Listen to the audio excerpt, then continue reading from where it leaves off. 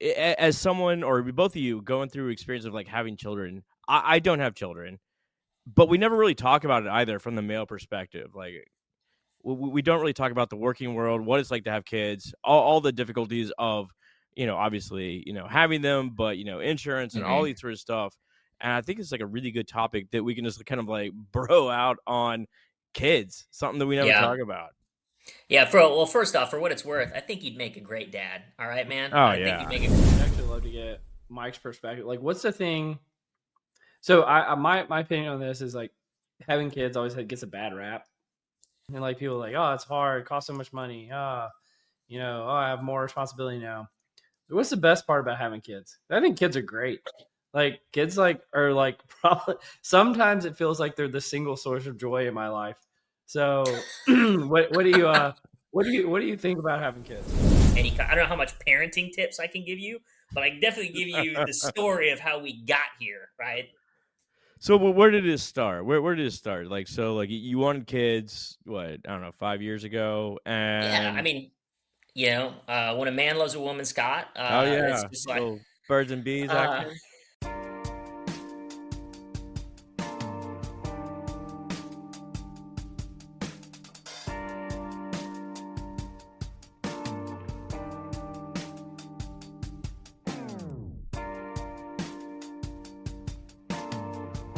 Welcome to Directly Correct, a People's Podcast with Cole and Scott.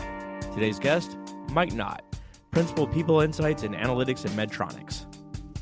Hey, Directionally Correct fans. This podcast is dedicated to you to help educate and entertain you on how to effectively do people analytics, workforce planning, talent intelligence, behavioral science, and understand the impacts of AI in the workplace. If you're looking to stay connected to the podcast, make sure to subscribe to Directionally Correct Substack newsletter, where you can read Cole's articles or watch the video of the podcast. You can also see video on Spotify or YouTube, or listen to the podcast on your app of choice. Feel free to check out Cole's new book, People Analytics, and everything else that's going on at colenapper.com. As always, all opinions are our own, and thanks for being a listener. I don't know, this is probably stupid, but I was thinking about like how like capitalism is kind of like natural selection. All right. Yeah. And so I was like looking for all of the kind of like, well, who's the lion and the cheetah in the working world, and like who are like the antelope and the zebras. And I was thinking about it, I was like, I think big companies are actually the zebras, because there's hundreds of them, like hundreds of like them. And then there's everybody copies everybody else. Nobody wants to stand out, and they move as a herd, and there's safety in the herd. But I started thinking about like, there's never been an innovative zebra, right? And there's no such thing as like innovative company, like big companies, I feel like. And I think that's the struggle that a lot of these companies are going through. We don't talk about like the life cycle, the natural life cycle of a lot of organizations. Like there was a point where, say like Blockbuster, you'd be like, this company's never failing, Yeah. right? But then you stop listening to the outside environment, or start doing technical term inshitification of your product, right? Wasn't that in an article we covered a while back? That was like a real thing. I learned it in an interview that I conducted internally. I never came across the term, but it is the best term ever because it makes total sense. But yeah, like inshitification, like you actively try to um devalue your product just to squeeze a little bit more money out of it, and therefore like the overall product is worse for the customer. Like think about like Instagram, same thing, right? Yeah. Like it used to be really cool, but they've changed the whole algorithm. Now it's not I what it feel was. like I heard this. I've never heard that explanation of inshitification, but it sounds like something I've heard before: thick versus thin value. So Not familiar.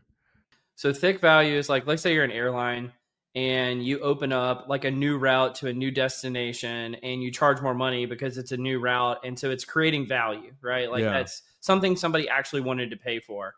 But like charging an extra dollar for bag fees, that's thin value that no one ever wanted, right? And Yeah. so like all of the increases that are happening nowadays seem to be in the thin value side, not like in actually creating value for the customer. Well, especially in the tech sector, where these large companies, to your supposition, are kind of they're weighted down by their own massive, infrastructure that they already have. Where like Yeah. startups, you can create a AI bot this weekend and do something that's going to make some money. Well, that Could be was really my thought. disruptive. Is like the startups are actually the lions and the cheetahs in that environment to the Oh, metaphor of totally. the other. Yeah. But what's up, Mike? It's good to see you, man. Guys, can you hear me okay? Yeah, Yeah, you're good. you in the Cheetah Nice. Club? The what? He's like, what are you talking about? Cole started on his theories of cheetahs and zebras. I was like, you in the Cheetah Club? I'm not It's a even jungle gonna, out there, man. I'm not even Yeah. gonna try to explain it to you. But well, Mike, appreciate you joining the podcast again. This is awesome having you back. Yeah, guys, happy to be back. Thanks for having me. Oh yeah, 2 times. We got to get you a robe or something. Nah, I'm all right. You don't want a big directionally correct robe. I'm always down for merch, but I'm not a big robe guy. Cole had printed some T-shirts. I think I just threw it into Goodwill the other day. Honestly, it was pretty rough. Oh no. They're No, pretty no, bad. they were samples, right? There were samples that were not good. They may not exist anymore. So yeah, they're bad. You guys got to bring it back. You guys got to bring it back. Merch is everything these days. Well, we're only going to do it if it's robes. That's the key. Okay. That's fair. That's fair. I do not have what they call style. So anything I say I don't like will probably sell. Absolutely. A robe would be a game changer, though. Be like, if you're listening to the pod, you got to be wearing a robe. It would be one way of everybody feeling like they're in sync all at once.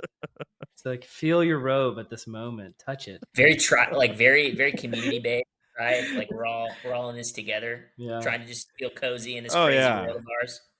I like having an ASMR break for Cole, right? Just like Yeah. everyone Just You might have me slowly convinced to be on the team robe now. I'm starting to.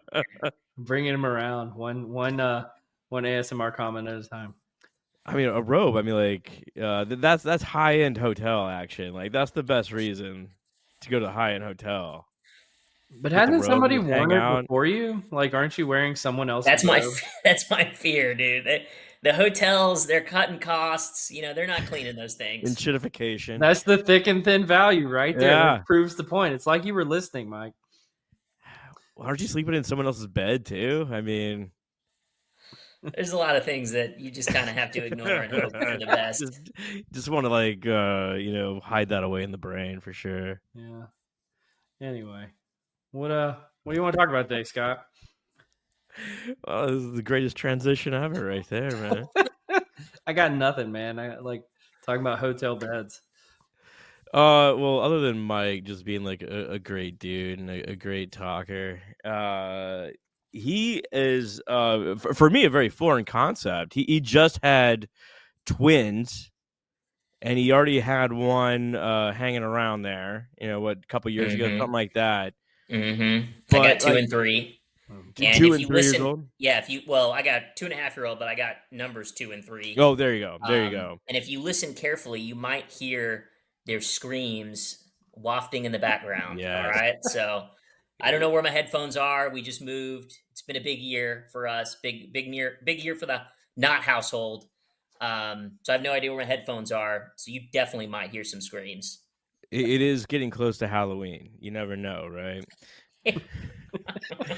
But like Yeah. I find this like as someone or both of you going through experience of like having children. I don't have children, but we never really talk about it either from the male perspective. Like we don't really talk about the working world, what it's like to have kids, all the difficulties of obviously having them, but insurance and all these sort of stuff.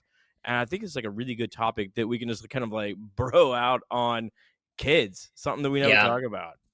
Yeah, first off, for what it's worth, I think you'd make a great dad. All right, man. Oh, I think yeah. you'd make a great dad. Second off, I think the unique perspective I can bring is that all my kids were IVF kids, and that's another thing. Like you guys know me, we've known each other forever. Like I'm super open about this stuff, but Like disability research has been a passion of mine. I haven't been able to do much of it the last few years because of all these kids, but like infertility is not something we talk about.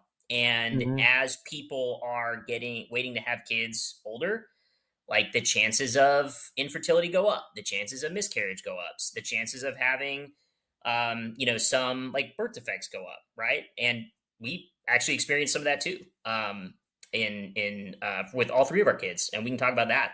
But I think like the way companies are responding to those trends is super interesting to me. So I'm totally open, happy to share my story, happy to share I don't know how much parenting tips I can give you, but I can definitely give you the story of how we got here, right?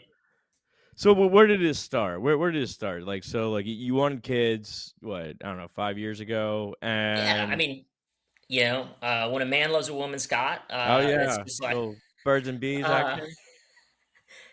so I met my wife Eleanor, and we got married, and we want to have kids right away. And we started trying to have kids, and we quickly realized that it wasn't going the way we wanted it to go. Yeah, And so we went and met with a doctor, and he confirmed that we both had some issues going on. And she's cool with me sharing all this, by the way, too. Uh, so yeah, my swimmers were more like drowners, and wasn't really doing the job they needed to do. So we started down the IVF road. It's a very expensive road, oh but really? luckily, I was looking to transition from my old company and came across Medtronic, and Medtronic offers an IVF benefit, and we've taken advantage of that for all three of our kids, and that was probably, if not the top reason, the second most important reason why I personally chose Medtronic, as my next job. And I've been at this company for 5 years now. Because it is, I mean, it's wildly expensive. It's for What a a perk! full cycle. You're talking about like harvesting the eggs, fertilizing the eggs, creating the embryos, transferring the embryos. It's like $15,000 to $20,000. And maybe you can go elsewhere in the world and get it a little cheaper, but it's pretty expensive. So that was a huge benefit for us. What a perk in a world where like companies are, pulling back benefits and all this sort of stuff. Like, because we still need people out there, having kids and producing the next generation. Yeah, yeah. We need to make more people We need to decide make more money and people. make money. No, I mean you're right. I mean, you're right. People are waiting to have kids longer. And especially I think like working people, I think like the average age for folks in metropolitan areas especially is higher than like rural areas. And so those Yeah, of folks who are course. like, working in the big city, right? And for that big company, like they're maybe a little bit more career focused than they have been in the past. Also, it's kind of tough out there economically, right? To Yeah. like save up enough money for a house and kids and all that kind of stuff. So sometimes I think people just wait longer, and with that comes like the risks that we talked about, right? So we actually had so after we met with that doctor, took the job with Medtronic, great benefit, ended up having to switch doctors like twice, two more times because of like one time our insurance changed, we went to a different plan, and another time like that doctor like left the network, right? So we ended up with a great doctor here in Dallas IVF, Sarah Mikowski. She was awesome. My wife loved her, loved the clinic. Did not love the road to get to that clinic, right? Like the switching was very stressful. You have to go through all the tests like over again, right? And um, while I think it's obviously it's like it's hard on the husband, it's hard on like it was hard on me. It's much harder on my wife, right? I mean, that's just a Oh fact. yeah. Like I'm not the one who has to have surgery to harvest eggs, right, from my body. And the testing is a little bit more invasive and things like that. So it's I think we don't do enough to talk about it, and I'm happy to like share my perspective, but I'm not like I don't want this to come off as like a oh woe is me, I had it so hard. Like yeah, it was hard, but my wife had it harder, right? Um, No, so this is the guy podcast. We're We're gonna discount other people's opinions. Yeah. So it was. I just like to kind of like, yeah, screw these women. Like, they don't have any problem. Like Mike had to go into a Remember, I closet, don't have right? headphones, Like, guys. come I don't on. have headphones on here, so like I can't be held responsible for what happens. All right. But anyway, yeah, it was rough. I mean, I'm not gonna lie, like it was a rough road. It was a rough road. But the way IVF works is, and I think there's a lot of like misinformation out there, like how it works. But you essentially, there's the big part of it's the retrieval. That's like the really expensive part. Is Right. there's some anesthesia involved. Eleanor had to go under, and they had to take eggs so we could fertilize the eggs, right? And then they fertilize the eggs with sperm they collected from me, and then that's what makes the embryos. Well, you have to like time all this, right? Based on her cycle. And if you don't time it right, like the quality can be off, that it can't, it won't, Yeah. it might not work. And so we harvested these eggs, we fertilized them. Some get fertilized, some don't, right? Some don't become embryos. And then you test the embryos. It's called PGT testing to make sure that they're like genetically viable to come to term, right? And that's and a lot of people think like you're screening, you're like it's like a eugenics kind of thing. It's not Yeah. really like that. It's like there are genetic markers where that embryo will not make it to term, right? Like it is not going to survive. And so why would you implant it, right? Like why would you transfer that embryo into a human being if you know that embryo is not going to make it to full term based on the genetic results? So that first retrieval we did, all of the embryos came back as like genetically inviable or non-viable, Oh. which was super rough, right? Because then, I mean, you have to go back to the well essentially and harvest a whole new She's set gonna of have surgery eggs. And again. yeah, Oh exactly. my So gosh. that was really hard for her. It was hard for me. It was just it was super rough. But um, the uh, the second round was awesome, and this is where I think like the docs at Dallas IVF really came in. Clutch was they switched up the timing just like ever so slightly and adjusted some of the medication, and we got a lot more embryos. Like we got like I can't remember the exact number, but after the genetic testing, we had like 5 or 7 that were viable to be transferred. So wait, you could like have a whole basketball team, like Pretty much, still? yeah. I Yeah, I mean mean, you can if still. you get, yeah, He's already got a poor man's triplets, so I mean, all he Yeah. needs is 2 more. yeah. I'm not gonna do that though, guys. I'm good with 3. Thank you very much. We're Y'all are gonna we're done. gonna keep You it at that. good? Yeah, we're gonna keep it at 3. I'm not interested in them playing basketball. They can just help around the house. Thank you. Uh, but yeah, so then the transfers happen, right? So after they kind of make the embryos, it's super easy to actually implant them. It's you don't even go under for anesthesia. They just kind of wheel you back there and you know They just hit you with a shoot them up mallet in the there, head. and not to minimize it, but it's a lot easier than the retrieval, that's for sure. Yeah. That's wild, Mike. I really appreciate you Wow. sharing that. And I mean, I think there's, Yeah. like you said, I think there's a lot of information out there that people don't have about this Mm. topic. And I didn't know like half the stuff you just mentioned. So I appreciate you educating me Yeah. nonetheless. Well, and then we had like a failure, right? Because not Mhm. all the embryos transfer right. So we had one didn't work, and then we had Sally. So Mhm. Sally was another one, and then we waited. Obviously, we weren't. They make you wait, and we weren't going to have like a kid that's super close to another kid. That's we weren't about to do that to ourselves. But then we tried again. By this time, Eleanor's 40. I'm in my late 30s, right? We had the embryos all ready to go, and so we had a couple more failures, and then we transferred the latest embryo, and that split into twins. Oh, really? You were not anticipating twins. Oh no, hell no, dude. It is super. Apparently, it is super dangerous. Not dangerous. That's dramatic. It's like a higher risk to implant multiple embryos. So this is, I think, a misconception that a lot of people have. I think a lot of people have, like, I've seen some videos online and people talking about this where they're like, "Oh, IVF, you just throw a bunch of embryos at the wall and see what sticks." And it's like, "Nah, you're not doing that." Yeah. Some clinics will implant multiple, but all three of the ones we went to did not allow us to do that. So, just a little bit safer, right? So the risk there is you have to do multiple transfers, but it's like safer for it was safer for Eleanor. I just hear like Or at least that's what they told us. the cash register ringing at each time, right? Like Yeah, I mean, I it's didn't like pay a for it. well, it's a big advertisement for Medtronics, right? Like Yeah. the quality of life there.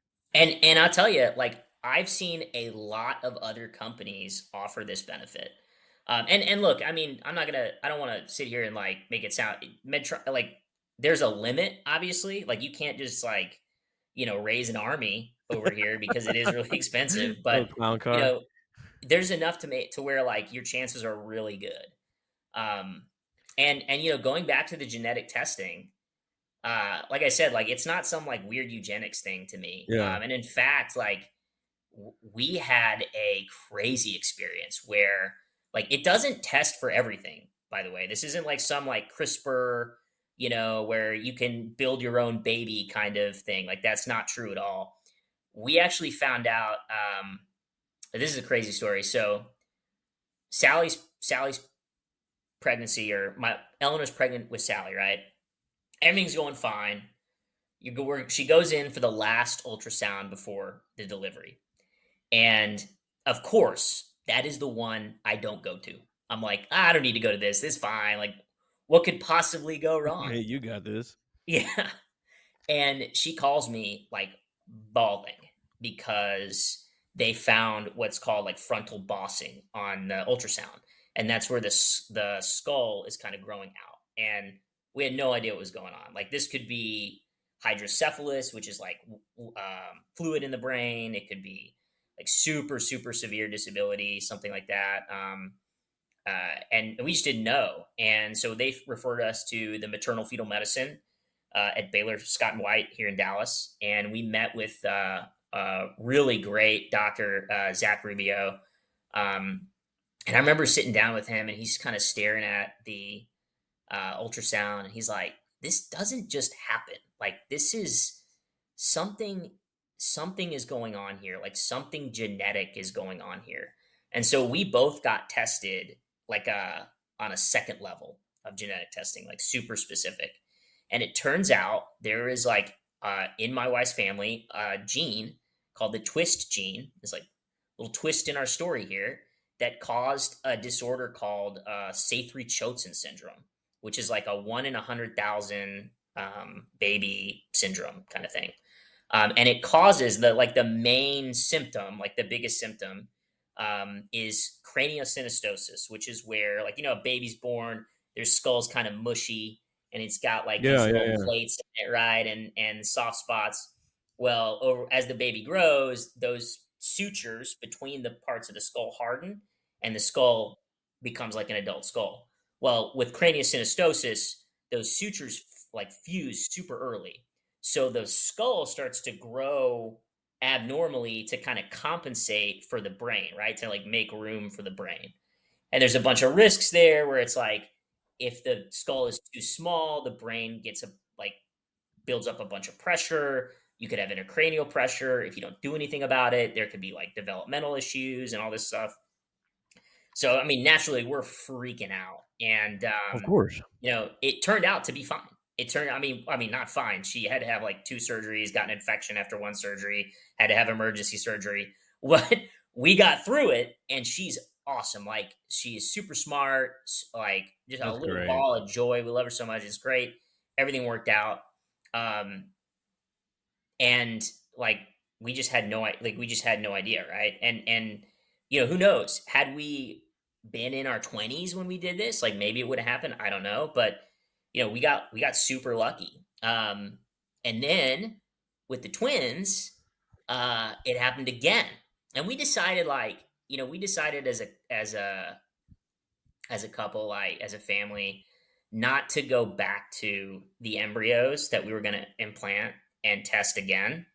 we decided that we didn't want to do that for a lot of reasons. It kind of did feel a little like selective breeding, right? Like what were we gonna do? Like if we found out that this embryo had say three chosin and this one didn't, Yeah. were we gonna pick the one that didn't do it? Like, was it gonna, if they all had say three chosen, were we just not gonna have kids? Like, there's like really tough kind of ethical and moral questions that we wrestled with.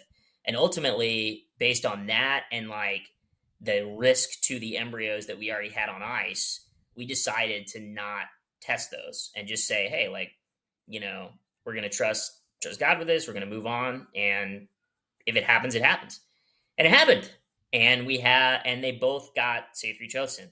But what's super interesting about this to me is one's is like worse than the other, and they're identical twins. So, and by worse, I mean like the same level as Sally. They'll be fine. There's no, I mean, I'm on a text thread with the surgeon from Children's Hospital. Like, they're going to be fine. Um, but It's it was just like from a, nature nurture, right? yeah, right. Like, Like how do genetically identical twins have different manifestations of the same gene? The only thing I can think of is one of them had a different like connection to the you never placenta. know. You Yeah, never know. exactly. Right. It could be like a solar flare. I Well, I don't mean, know. like you, yeah, right. Like Yeah, a ray from the sun. the microwave Uh, was. I don't know. Like, but like, I mean, like both of y'all have had kiddos at the house, or and you're trying to work at the same time. Like, how has your life changed from a working perspective with kiddos around? I mean, like, I think the stress level has definitely gone up for me. Really? Yeah, just from hey, what happens if like there's a little bit more I would say high stakes, right? Like, if I lost my job, like what are the implications of Oh, that for my gotcha. family? You know what I mean? So there's a little bit more. I think about that a little Well, you're bit the more. provider, right? Yeah, exactly, exactly, and we'd be fine. Like, I mean, it ultimately it's not that. I don't think it would be the end of the world. It would suck, but it wouldn't like, we wouldn't be on the street or anything. But that's stressful. And then, just like the time management, right? Yeah. Is, when I was a single guy or when I had no kids, like I could just hop on a call with anybody at any time, really. You know what I mean? Or I could work from All 10 weekend. p.m. to 2 in the Yeah. morning and like not lose a beat, right? Um, but with kids, like, I want to spend some time with my daughter, right? When she gets home from school. And so I've got to manage my calendar in a way that makes that possible. And then, long-term career, I think it's changed how I think about that. I used to be super mobile. Like, I would move at the drop of a hat, right? Yeah. But my family's kind of entrenched in their community. Like, my kids' doctors are here. I can't just pick up and take a new job or relocate for the company on a dime anymore. I got to like really really think about that. So the day to day, there's a little bit of more planning that goes into it, and then like the long term thinking about it has absolutely shifted as well. Is that your experience too, Cole? Yeah, I mean, I think about it. I'd actually love to get Mike's perspective. Like, what's the thing? So, my opinion on this is like having kids always gets a bad rap, and like people are like, oh, it's hard, it costs so much money. Oh, I have more responsibility now. But what's the best part about having kids? I think kids are great. Like kids, like are like probably sometimes it feels like they're the single source of joy in my life. So, what do you think about having kids? So I'd say like I I think you can have an absolutely meaningful and beautiful life without kids, 100%. I think I used to when I was like a single guy, there was part of me that was like, oh man, like if I had a family, like that would be everything, right? And so like I just want to say that, but I do think that like my life has, I mean, there's so I feel so much more purpose Yeah. in my life because I have kids and a family than I did when I was single. And I'm not saying that like I had no purpose when I was single, and I'm not saying that you can't if you are and you don't have kids. But I think it just means a lot to me, and it's given me a lot. But like, um, yeah, I think that there are plenty of people who will struggle with infertility, and unfortunately, like they won't be as lucky, and they won't be able to have kids, or it just won't work out, and that's gonna like if they want kids, that's gonna suck. Like there's no other way to say it. But I doesn't mean that their life is over, or that they're not gonna like find meaning. You know what I mean? Like you can still have awesome human connection without kids. But I think for me personally, like it has meant everything. Um, I live for that, like that hug, at the end of the day. Like it's awesome. So it definitely means a lot. Do you think you're gonna raise them more like R or more like Python? Oh, that's a good question. I think I'm gonna have Gen AI do it, dude. I'm not gonna parent. Are you kidding me? More vibe coding kids. Yeah. Yeah. We'll I'm see. gonna do what the other parents are doing and just let like the kindergarten potty train him, you know? Well, Mike, I have something kind of related to that. So, like, you've been a guest on the podcast. You're like one of our first guests. I don't know if you were the first, but you were one of our first that we ever had. Yeah. And we talked about, you and Scott went to school at the same time at Louisiana Tech. I was like PhD, all that stuff.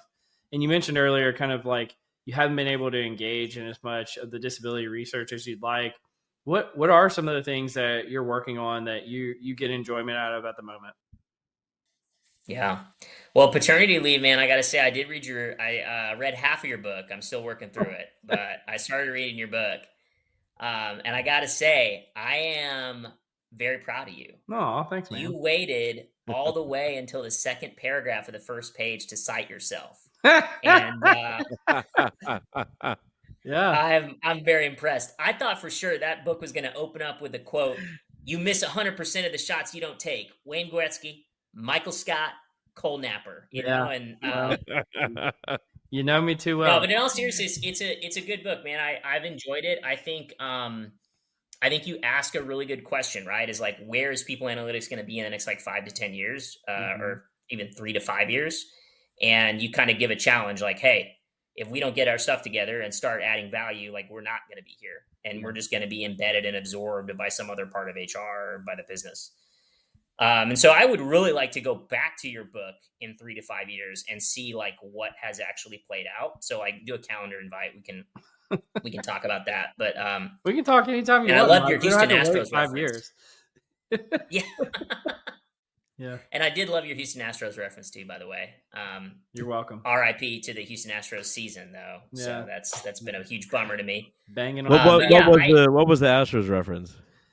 The Moneyball, Yeah. like Oakland Athletics, and gotcha. you like leveraging value and analytics to save money for the company, but also like increase performance. Yeah, this was pre-banging on trash cans. Don't worry about Astros. it. Yeah, no. We didn't talk about that. We didn't talk about that. Everybody, I'm not even gonna get into it with you guys. I'm not gonna get into that. We don't need to get into that. I will get into Moneyball. I will. The only thing I'll say about Moneyball is the A's never won the World Series using Moneyball. Just saying.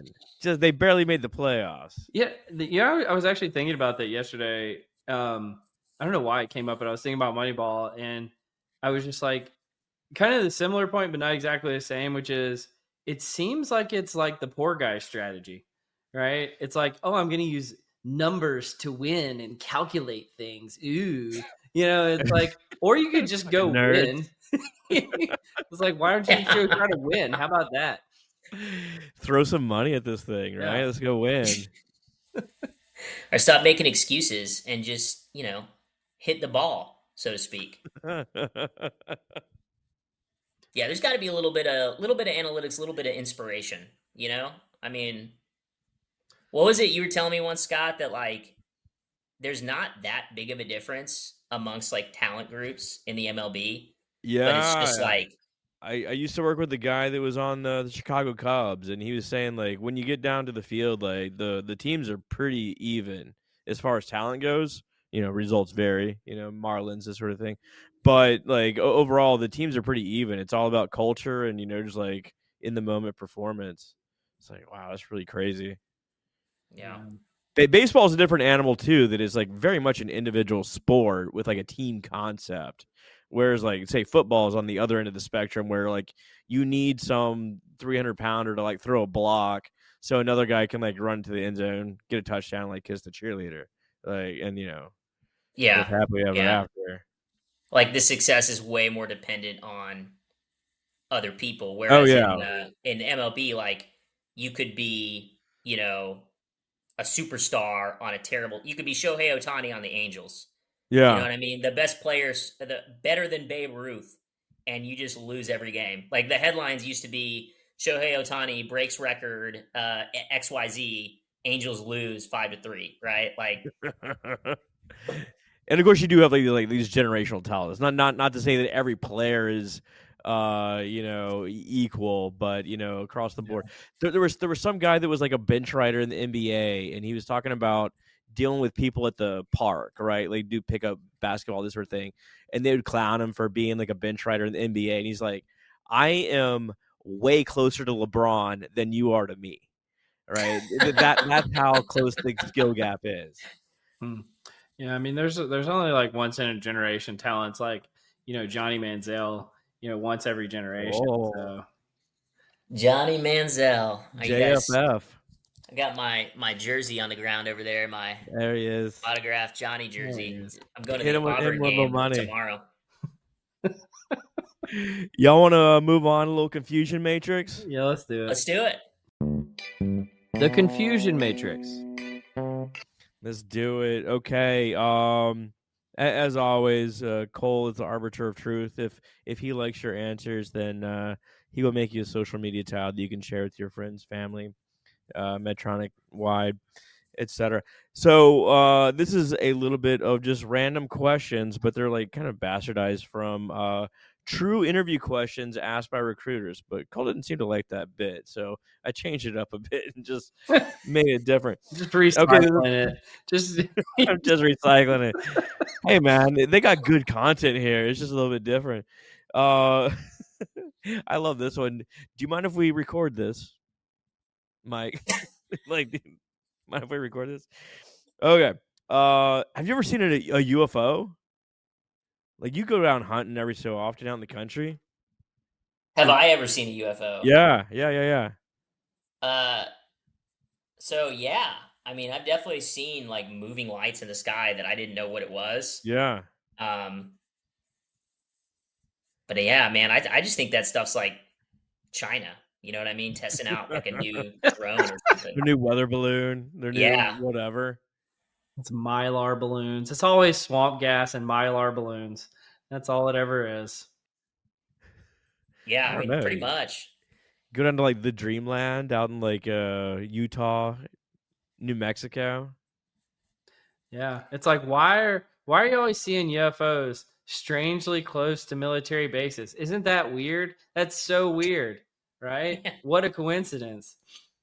Why? I mean, they're not gonna like watch me like drink a Lacroix on my patio on the weekend. I mean, they're not going to do that. One of my favorite theories, though, about aliens is the prison planet theory, What's where this? like humans we're like a terrible species, right? Like, and objectively, we kind of are, but we have committed galactic atrocities, and so Earth is our prison planet, and All we were right. put here with no technology, no nothing, and we just have to like survive, and we're being watched, and they've got to make sure that we don't leave Earth essentially and like colonize outside of our solar system. This is the good place. Is Yeah. kind of what you're saying If Well, they're prison place. we are pretty bad at leaving Earth, so they're onto something. there. Yeah. We're not. We haven't done much of it. Yeah. Yeah. How do you like your toast? You got a toast setting? These are real questions. These are real questions asked by recruiters. I changed the wording a little bit, but yeah. Thank you, Mike, because that was exactly my response last time Scott did this Yeah. segment. It's like these are real interview questions. Yeah. Yeah. This is like that. That realization you have when you leave grad school or you leave a place and you're like, oh, this is how it is. Yeah, Like, right. This is what we're doing still. I was never prepared for this in the book. Yeah. Well, I'm gluten free these days, man. So I don't do really toast anymore. Hot. I like it hot. Hot toast. Just Yeah. You know, one of the revelations I had in the past year or so is like the toast setting, like on the little toaster. That's Yeah. not some sort of like mythical measure of toastiness. It's No, just a it's timer. minutes. It's just a Yeah. timer. Yeah. Yeah, it's just a timer. I'll be honest, I've never used a toaster before. I don't know how to use it. Don't know what the settings are. Nothing. Do you have like people that make your toast for you? Well, I don't eat toast, so that helps. But Okay. nor when we ate because I remember you would always see on the commercials growing up, you were supposed to put like Pop Tarts in the toaster. Never did that either. So just had regular Pop Tarts and never ate much toast. Wait. You just ate them out of the wrapper? Like no. Yeah, You would actually cook them or you like didn't not like cook them? didn't like eat the Pop Tart wrapper too. So yes, we took them out of the wrappers before we ate them. But no, did you cook them? That's No. the question. Never ate a cooked Pop Tart. Wow. I'd be You more never ate a impressed if you ate it with the Pop-Tart? That's Milo. probably good for you. I mean, you're probably going to live longer than me Well, because of that. yeah. I mean, I ate plenty of Pop Tarts. Like, don't get me wrong. I'm gonna die someday.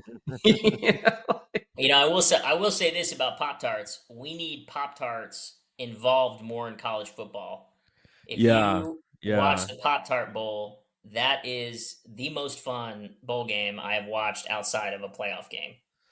The Pop Tart showed up to Dublin, even. Like, that's not even the Pop Tart Bowl, but yes. Visionary voices, bold breakthroughs. This is Shalley's Alley, where top recruiting minds spill their best kept secrets live every Friday at 1 p.m. Eastern. Raw, unfiltered conversations on sourcing, hiring, and the future of talent, where we ask the tough questions no one else will. Tune in and level up. Do you fuck around? Whoa. Real question Whoa. asked by a recruiter. Okay. I mean, that's wild, I man. see why Scott wanted to continue the segment. Yeah. I guess that's your one like FCC allowed curse word, right? Before you have to have like explicit ratings or something. This is just a quote. It's just a quote. Here's the key, Mike. If you're unpopular enough, no rules apply to you. You got to hit a threshold. Podcasts aren't regulated like that. It's fine. Exactly. Yeah, I don't know how to answer that question, Scott. I mean, I guess like no one's if I 100% on the ball, right? Like, yeah, you know, not like our AI cousin. I guess if you wanted to turn that into like a good, you know, I'm a learner kind of answer, you'd say, you know, early in my career, I struggled with that, but then I found out and I worked on it, and now I don't anymore.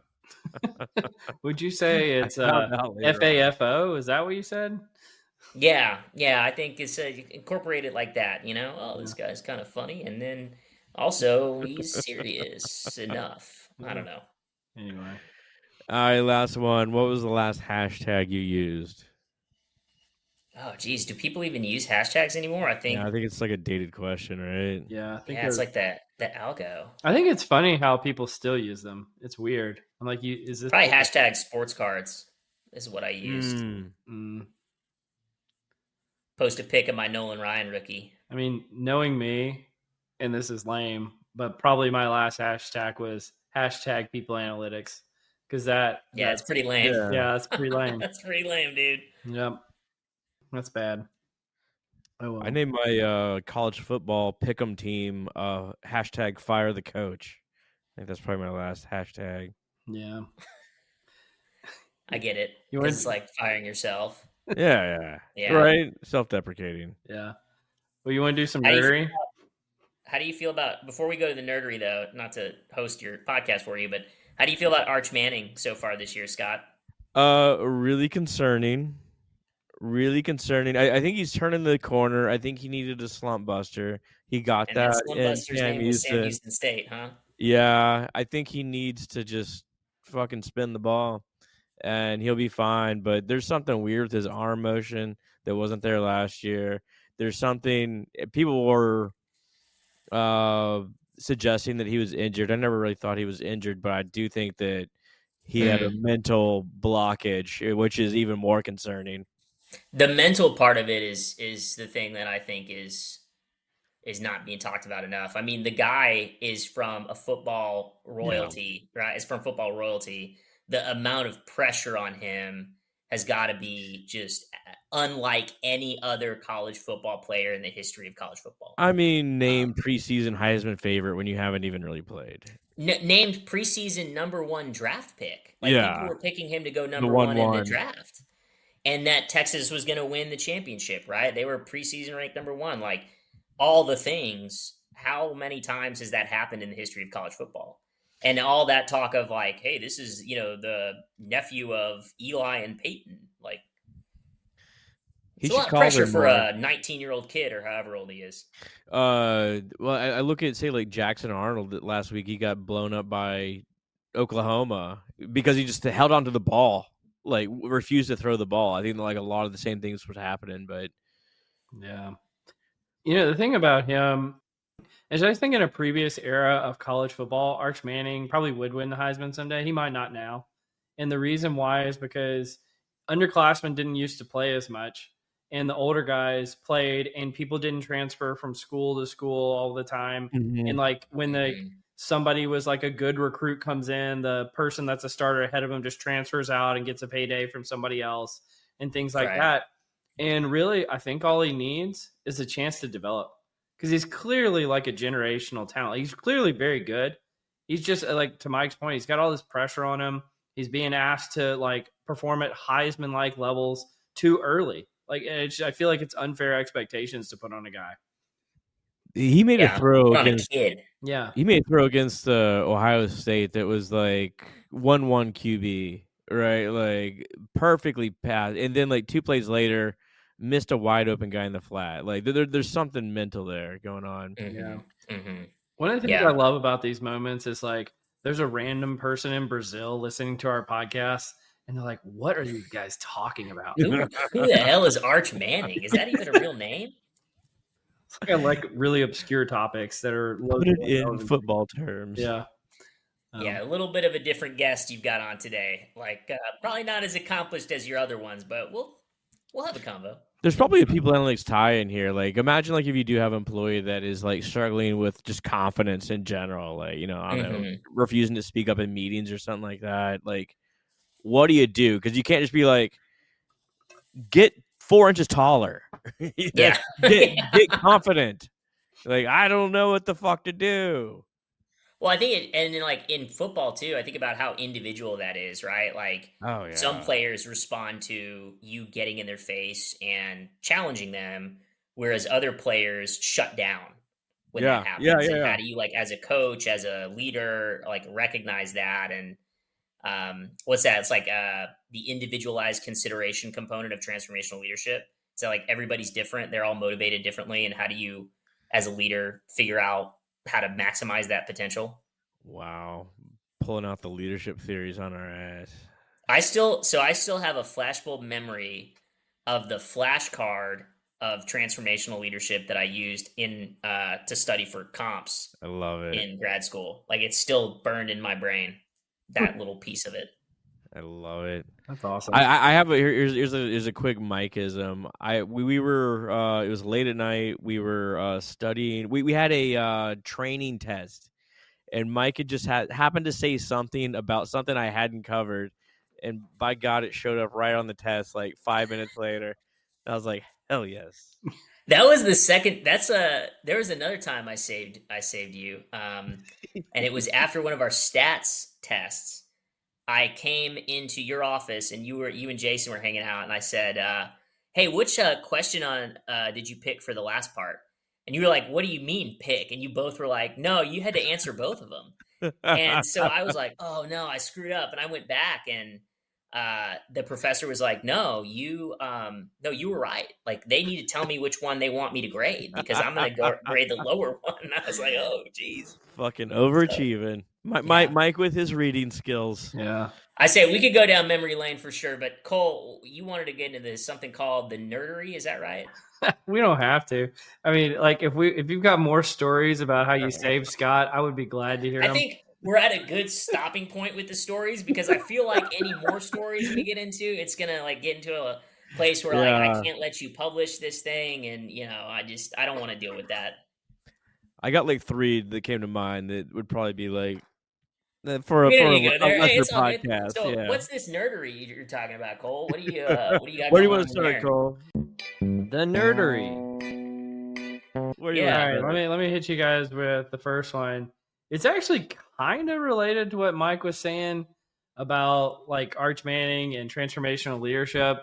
It's talking about what do our daily mood swings say about our motivation, right? And so it's more of like looking at motivation from a state-based measure rather than trait-based. And this is again, Minerva Love that. Psychology has been publishing some great stuff lately.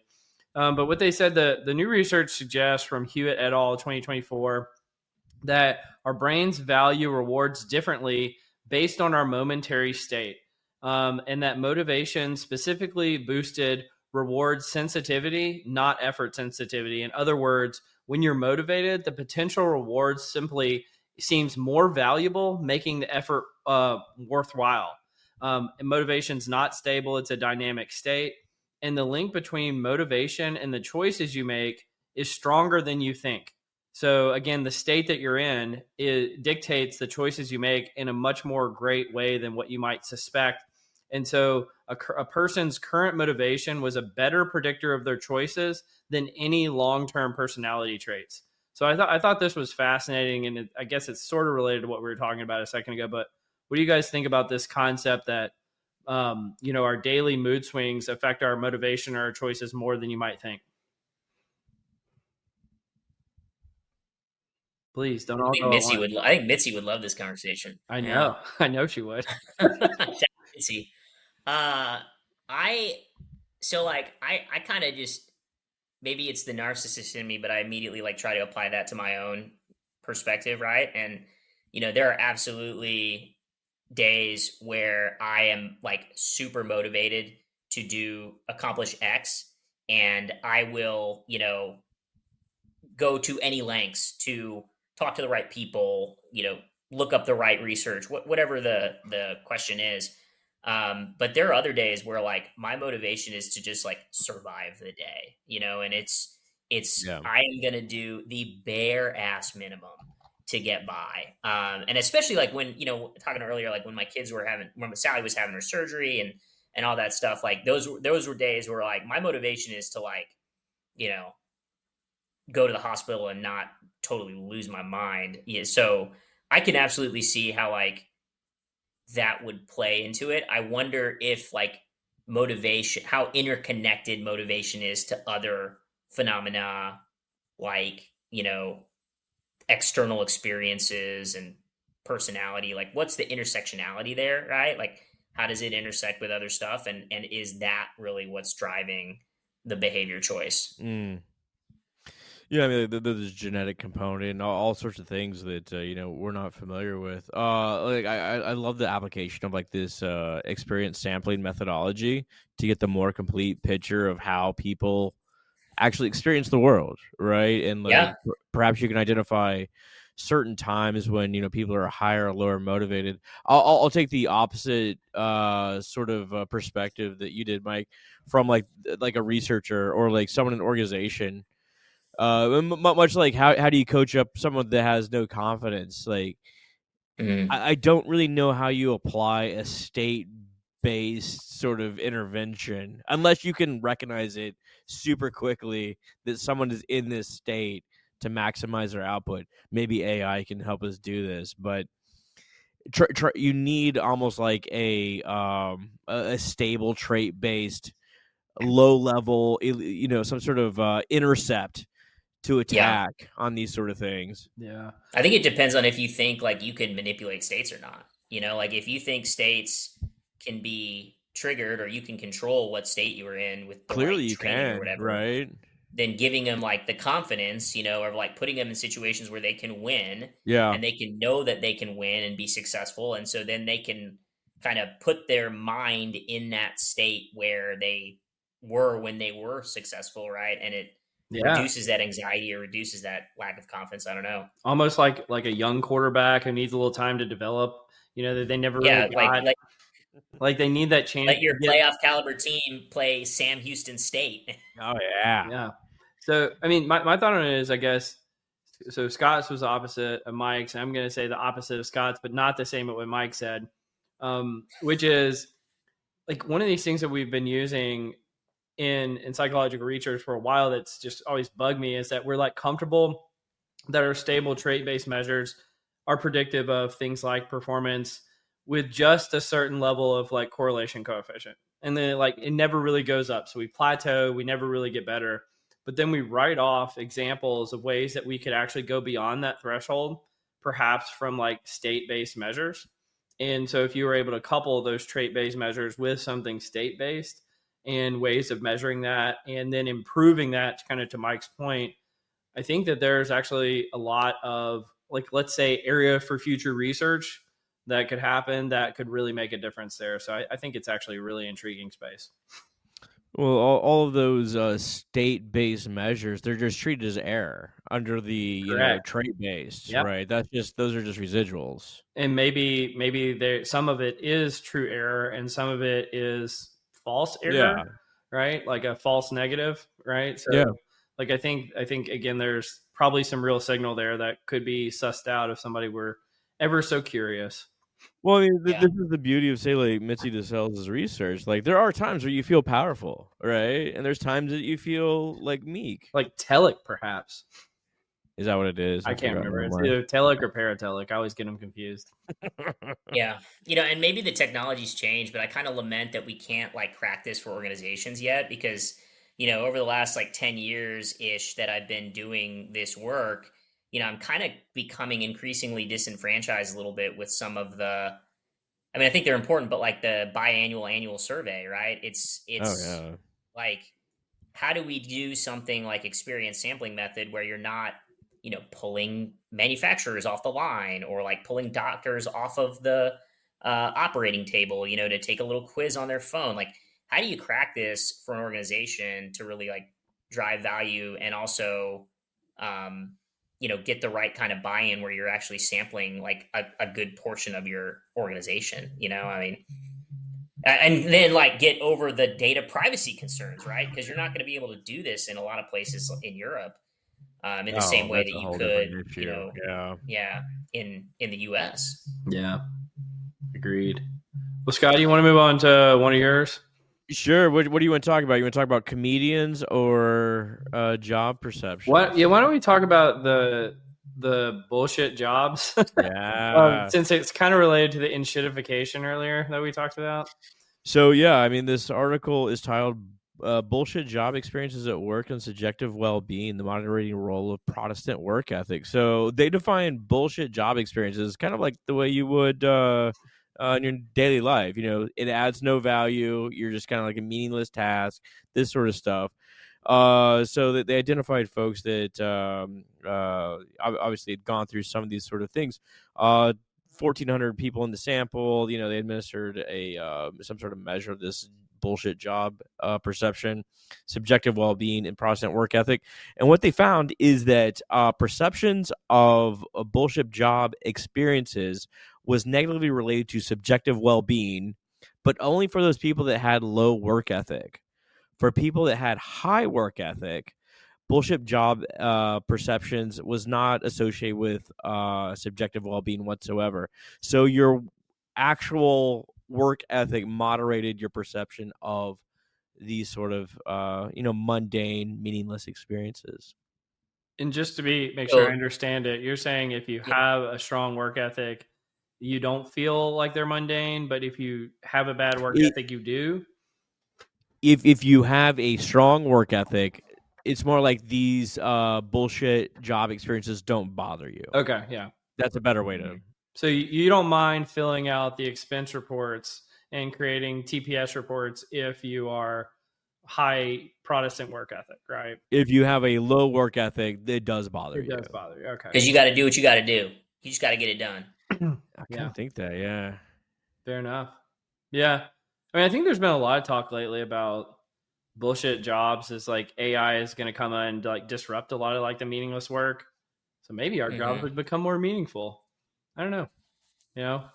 And maybe the folks, I guess, who have a strong work ethic who've been like pulling all the weight for the folks who don't on on this meaningless work. Maybe they'll like get to apply that to something more productive. I don't know. I'm trying to think of like any sort of like bullshit job experiences in my life. Like I'm sure I've gone through them, but some of the things that I would call like there was at one time where I had to put together a bunch of packets, and it was like a team sort of thing. Like everyone grab one sheet from each pile and put it all together. And like yes, it was menial task, but it had a purpose. All right, and I could see the purpose of it, which is different. Yeah. I don't know, like I hate rubber stamping approvals. Like to me, that was one of the things I've been moving into management, that like there's just all these like rubber stamp approvals that like have no purpose. And it's just like I hated that part of the job. And it's just like, man, can we like figure out, because like if you either always reject or always accept something, there was no point in doing it at all. Right. It was only if like 70% of the time you actually pass it through that has value or meaning. And so like anything that's like always a rubber stamp just seems so useless. You'll see these stories where people like will, stop creating a report or a dashboard and just see if anyone ever notices or it gets back to them. Yeah. To me, it's less about like the perception of meaningless work than it is about like work that I do that I thought was meaningful and then it doesn't go anywhere. It's like it just takes the wind out of your sails. Yeah, there's nothing like busting your ass and then like no one cares. You're like, God damn it. Yeah. There's been many of that. I've had a lot of misses. I got a heart out. So y'all want to do one more real quick? Yeah, let's do one more real quick. Personality of comedians. So, we often think that comedians are prone to mental illness, but no one's proved it yet. They took 108 comedians and 98 adults from the general population. I guess you should call these people unfunny. I don't know. But they gave them all a whole bunch of DSM measures, etc. And they found that comedians have higher levels of generalized anxiety disorder, somatization disorder.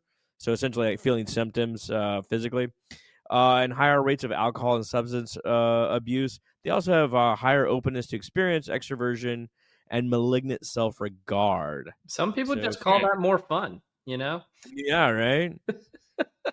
No. It's probably a work hazard in a lot of ways. Like, yeah, you're sitting at a nightclub all night. Like, yeah, you're going to have a drink. Yeah. That's what I thought. Is like, how much of that is environmental? It sounds like it's like they found the one profession that cocktail of things together would benefit them in. So that's really good. Yeah. Cocktail. And like self-deprecating humor is kind of funny, right? So like, I wonder how much of behavior is driving attitude there, where like you get into it, so you would kind of make fun of yourself and eventually it turns into maybe like a little self-hate. I don't know. There is something about like drilling down into yourself, or just like having generalized anxiety. It's like, this is something that I can like nitpick at and make into something funny. Yeah, like you're looking at the world in a different way. Yeah, and, maybe you're seeing the cracks in it, and you're like, oh, this isn't a great place. Yeah, the person on like Zoloft, they don't give a shit about like all the horrible things going on around them in the world. I just think that we've covered the most important research today, and I'm really glad that we have the nerdery. This is good stuff. We're tackling the big topics. Hey, look, I got to jump, but thank y'all for having me and let me share my story. Hopefully, it resonated with someone who may be going through it, and there's no shame in it. And look, I appreciate you guys. Yeah. Thanks so much for joining us, bud. Yeah. You've been listening to Directionally Correct, a People Analytics podcast with Cole and Scott. Today's guest, Michael Knott. That was a quick wrap up. Thanks, guys. Take care.